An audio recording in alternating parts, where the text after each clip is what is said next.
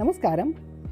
आज हम जानेंगे कि पितृपक्ष क्या है और ये क्यों मनाते हैं, इसका वैज्ञानिक रहस्य क्या है और साथ में इससे जुड़ी हुई पौराणिक कथा क्या है। पितृपक्ष क्या है, पहले इसी पर चर्चा करते हैं। पितृपक्ष एक श्राद्ध पक्ष भी कहा जाता है।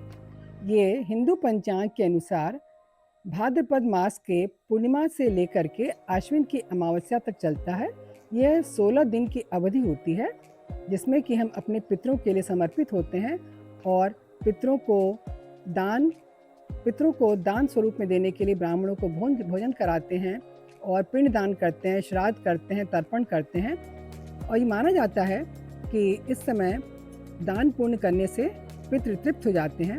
और एक ये भी बात है कि पितृ के द्वार इस समय खुल जाते हैं, वो पृथ्वी लोक पर आते हैं और अपने भोज्य पदार्थ दान और जो हम भी दान और पिंड दान करते हैं और तर्पण देते हैं, वो उसको ग्रहण करके फिर अमावस्या की तिथि के बाद वो चले जाते हैं। तो अब हम जानेंगे कि पितृपक्ष हम क्यों मनाते हैं। पितृपक्ष पूर्वजों की आत्मा की शांति के लिए मनाते हैं, जिससे वो आत्माएं शांत हो जाएं और वो मुक्त होकर के अपने लोक में चली जाएं। ये बात है कि जो इंसान होते हैं वो उन पर 3 तरह के ऋण होते हैं। जब वो जन्म लेते हैं 3 तरह के ऋण हो जाते हैं उन पर, देव ऋण, ऋषि ऋण और पितृ ऋण। तो इन ऋणों से मुक्ति पाने के लिए श्राद्ध पक्ष में तर्पण और श्राद्ध किया जाता है। और अब हम जानेंगे कि पितृदोष क्या है। जैसे किसी के पितृ या हमारे पूर्वज जो होते हैं, यदि उनका कोई काम अधूरा रह गया है और उनके मन में स्ट्रेस और एंजाइटी रह गई है और जिसको कि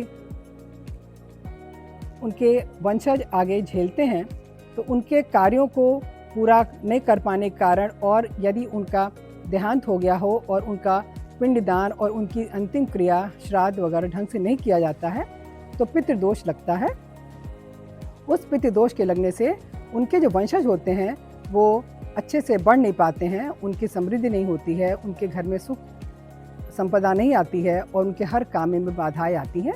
यही पितृदोष कहलाता है। तो एक पौराणिक कथा है कि जब से हम ये क्यों शुरू हुआ पितृपक्ष का, एक पौराणिक कथा है कि राजा कर्ण थे, जैसा आप सभी जानते हैं। महाभारत युद्ध में लड़ने के दौरान कौरवों और पांडवों की तरफ से लड़ रहे थे, तो कौरवों की तरफ वो थे। कर्ण जब उनको युद्ध भूमि में जब वो स्वर्गवासी हुए, जब वो उनको तीर लगा मरे, तो वो स्वर्गवासी जब हुए तो जब स्वर्ग में गए तो वहाँ उनको भोजन नहीं मिला, उनको सोना ही मिला, क्योंकि उन्होंने अपने पूरे जीवन भर में स्वर्ण का बहुत दान किया था। वो बहुत महादानी भी कहे जाते थे। तो उनको, चूंकि उन्होंने अपने जीवन में स्वर्ण का ही दान किया था, किसी को अन्न दान नहीं किया था और ना ही उन्होंने किसी अपने पूर्वजों का, पितरों का पिंड दान किया था, श्राद्ध तर्पण कुछ भी नहीं किया था, तो उनको केवल और केवल सोना ही खाने को मिला। तब उन्होंने पूछा देवताओं से कि मुझे ऐसा क्यों किया जा रहा है।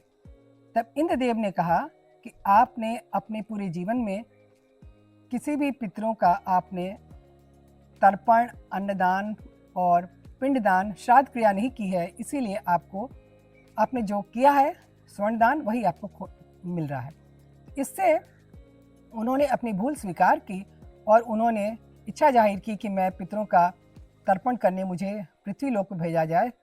तब इंद्रदेव ने उनको 16 दिन पृथ्वी पर आने की अनुमति दी। फिर 16 दिन आकर के उन्होंने पितरों का तर्पण और श्राद्ध किया।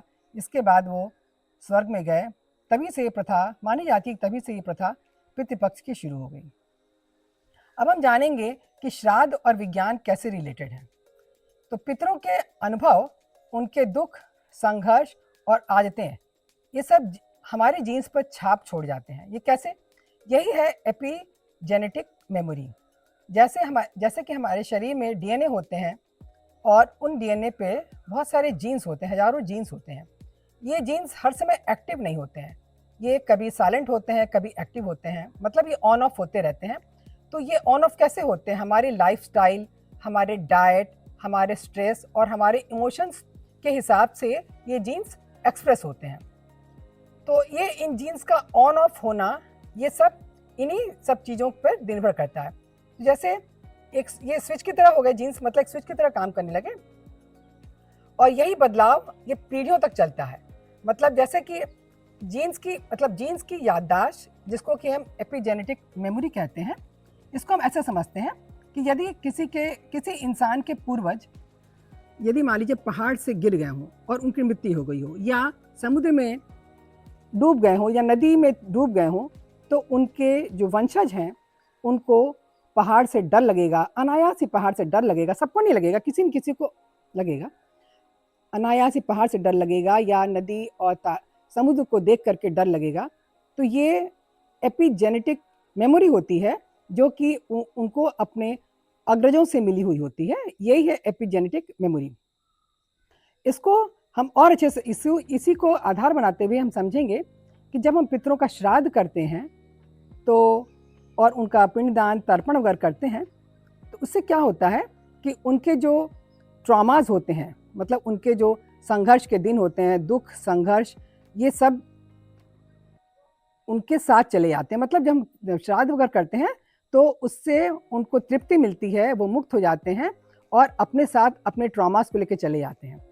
और ये ट्रॉमास का लोड हमारे ऊपर भी होता है, क्योंकि जैसे वो संघर्ष को किए होते हैं, हालांकि हम उनको देखे भी, कभी ऐसा भी होता है कि उनके वंशज उनको देखे नहीं हों, लेकिन वो लोगों से सुने हुए होते हैं, अपने जैसे पिता से सुने होते हैं अपने दादा के बारे में, या दादा से सुने होते हैं अब उनके दादा के बारे में। तो इस तरह से जो लोड होता है, जो संघर्ष और दुख होता है, वो उनके वंशजों पर आ जाता है। तो जब हम पूर्वजों का श्राद्ध और तर्पण करते हैं तो वो जो इमोशनल स्ट्रेस, इमोशनल ट्रॉमास होते हैं, उसका लोड जो करता है, मतलब जो पिंडदान वगैरह करता है, उसके डीएनए पर ये लोड कम हो जाता है। इससे क्या होता है कि वो स्ट्रेस फ्री हो जाता है, उसके कॉर्टिसोल हार्मोन, जो कि एक स्ट्रेस हार्मोन माना जाता है, वो कंट्रोल हो जाता है। और पितरों का श्राद्ध अगर यदि श्रद्धापूर्वक करने से उनको बहुत शांति की अनुभूति होती है, संतोष की अनुभूति होती है, जिससे उनका सेरोटोनिन हार्मोन और डोपामिन हार्मोन का लेवल बढ़ जाता है और उनको बहुत अच्छा लगता है, मतलब ऐसा करने से, क्योंकि वो डर के नहीं कर रहे हैं, वो अपनी श्रद्धा से कर रहे हैं। अब पितृपक्ष की मान्यताएं और परंपराएं क्या है, इसके हम डिस्कस करते हैं। पितृपक्ष में पिंडदान दिया जाता है। पिंडदान वो जौ, काले तिल और चावल का होता है, और ये पिंडदान ही पूर्वजों का असली में भोज्य पदार्थ माना जाता है। और ये फिर तर्पण क्या होता है? तर्पण जल में काला तिल डाल करके और कुछ घास को डाल करके जब जल देने की क्रिया को ही तर्पण कहते हैं। इससे पूर्वजों की आत्माएं बहुत तृप्त हो जाती हैं।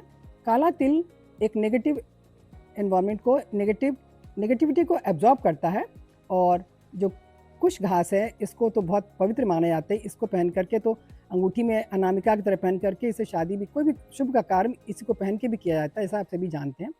तो कुछ घास का ही महत्व है। फिर हम जानेंगे कि इसमें पितृपक्ष में ब्राह्मण, कौवा, कुत्ता, चींटी और गाय, 5 इसको भोजन भी दिया जाता है। तो जब इनको भोजन दिया जाता है तो माना जाता है कौवा जो है ये संदेश वाहक है, मतलब पितरों का संदेश वाहक है, और कुत्ता को यमराज की सवारी यमराज का दूत माना जाता है।